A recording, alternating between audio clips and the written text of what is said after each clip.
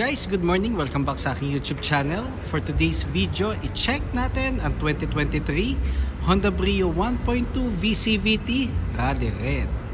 So guys, ito yung base model or entry level na automatic transmission ng ating Honda Brio. Ang kanyang price is 827,000 pesos. So tour ko na kayo ngayon guys sa ating featured unit for today. Sa front portion guys, so ang mga changes dito, meron na siyang daytime running lights, tapos naka halogen headlights pa din naman. Yun nga lang, wala ng fog lamps yung V variant natin. Pero eventually naman, mako-cope up naman siya ng headlight natin kasi malawak naman ang scope ng ilaw niya.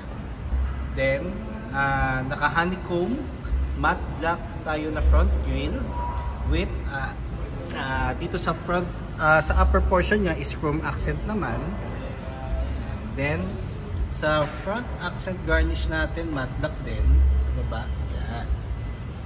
So kita ko ng ulit yung ating front portion. Yan. Then engine niya is 1.2 CVT or 7-speed automatic, 90 horsepower, then 110 Newton meters of torque, single overhead cam, front wheel drive. Yan. So powerful ang engine natin guys. Kahit fully loaded tayo, makakaakyat tayo sa mga matatarik na uphill. Yan. So ito naman kanyang passenger side. So dito naman tayo sa ating gulong. So 14-inch alloy wheels. The good thing about sa V variant natin, two-tone na siya. Before kasi is monotone or isang kulay lang. So ano siya, mas sporty na ang ating alloy wheels compared dun sa previous model. Then naka ventilated disc na ang ating brake sa harap. Then MacPherson strut with stabilizer ang ating suspension. Then ground clearance is 137mm. Then ang kanyang signal light is nasa fender portion. Then body color ang ating door handles. Sa likod naman naka drum brake tayo, then torsion beam ang ating suspension naman sa rear. Then micro type antenna. Kita ko naman ang ating back portion. Ayan. So sa likod naman, ang new added features niya is meron na siyang 2-eye backup sensor, which is body color din. Ayan. So very useful yan pag a-atras tayo. Meron tayong guiding sound. Then bulb type ang ating tail light. Kita ko naman ang ating back portion. So ang cargo space natin, just in case na naka-up yung second row na sandalan, 258 liters to. Yan, yung nakikita nyo ngayon, 258. Then pag naka-fold naman ang third row seats natin, 851 liters naman. Yan, so pakita ko lang guys kung gaano ka-spacious ang ating Brio. Yan, just in case na 2 passengers or kung ikaw lang mag-isa na drive, then groceries, ito ang magiging compartment natin. Then nakaano tayo, donut type na spare tire with tools na rin yan. Pag nag-turn over kami ng unit naman dito, lagi naman kompleto. Yan, kasama na rin yung mga early warning device, umbrella, keychain, and many more. Then ang ating jack is nasa ilalim ng passenger seat. So baka magkaroon kayo ng situation na maflatan kayo at di nyo makita kung nasaan yung jack. Nandun lang siya sa ilalim ng passenger seat. Yan. So every time naman na nagta-turn over kami na unit, dinedemo naman namin na maayos sa mga aming mga valuable clients. Yan. So fuel tank capacity is 35 liters. So pag nag-turn over kami na unit, unleaded ang laging nakalagay. Pag gusto nyo mag higher octane, kailangan all the way yun ang gagamitin yung octane. Hindi pwedeng mix, hindi pwedeng premium unleaded, unleaded premium, kasi magkakaroon yun ng effect sa engine. Ayan. Then nandito naman tayo sa second row ng ating Honda Brio. So ang texture nga pala ng ating seats is fabric. Ayan. Then adjustable ang ating headrest. Ayan.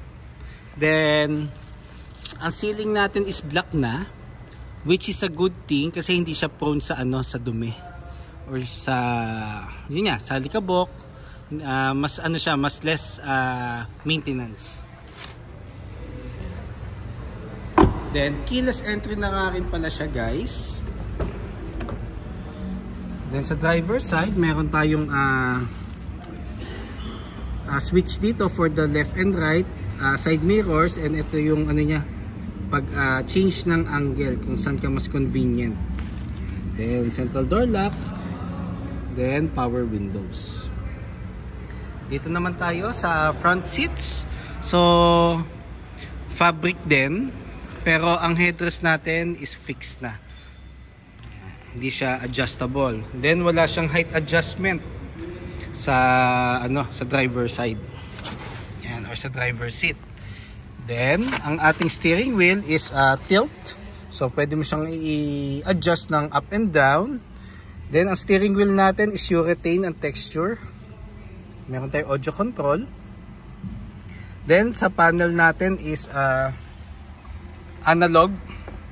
The same time may portion dito na digital, para just in case nagda-drive kayo at gusto niyo makita kung anong gear kayo, dito na lang sa sa digital portion, para hindi na mawawala yung focus sa daan. Yan. Then sa panel naman natin, touchscreen audio unit with Apple CarPlay and Android Auto ready. Yun yung additional feature niya for the MMC or minor model change na Honda Brio. Then aircon buttons natin, the same pa rin naman siya. So ito yung fan, ito yung thermostat.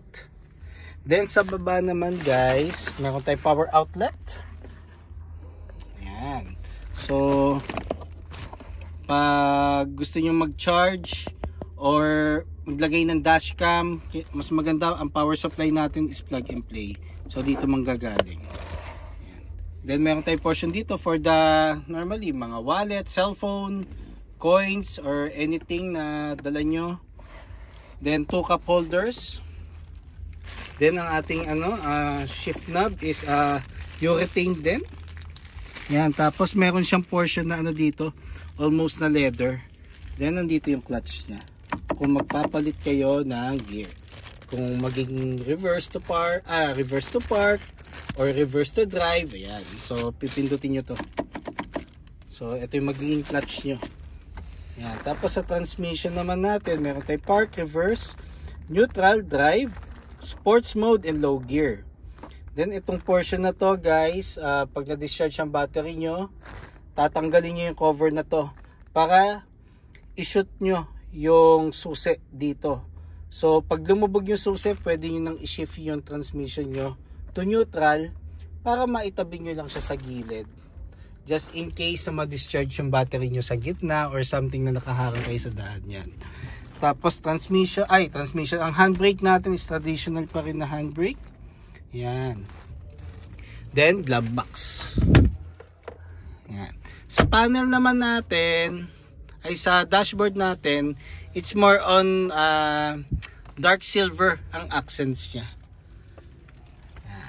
Tapos yun pala, guys, pag gusto niyo mag-set or schedule ng test drive, or mga bank partners namin dyan na gusto kami mag bank display sa mga clients namin dyan na umihingi ng discounts or quotations, even parts or service appointment, kindly call or text 0906-386-8937 or visit me at 141 Quezon Avenue, Quezon City, and look for me, Ross Oliver Cruz, ang inyong friendly sales executive here at Honda Cars Quezon City.